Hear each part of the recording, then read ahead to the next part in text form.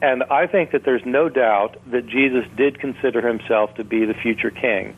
The reason I think there's no doubt about that is because that's why he was crucified.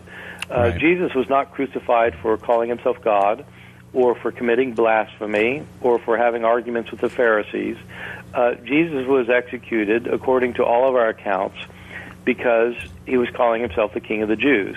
That's what happens at his trial before Pontius Pilate, the governor who had ordered him crucified. And it's the charge that's put on the placard above his head when he gets crucified. This man was the King of the Jews. And so one has to ask, what does it mean exactly for Jesus to think he's the King of the Jews if, in fact, he's obviously not the King of the Jews? But if you put that in an apocalyptic context, it makes perfect sense. Jesus thought that very soon there was going to be a kingdom of God brought to earth, and he thought that those who followed his teachings would be the ones who entered into that kingdom.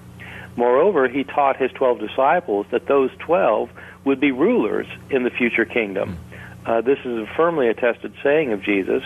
The point is, if his followers, the 12, are going to be rulers in the kingdom, what's he going to be? I think that he must have thought that when the kingdom came, he himself would be appointed by God to be the king. And so in that apocalyptic sense, he thought he was the King of the Jews. When the Romans got wind of this, they weren't really interested in apocalyptic theology.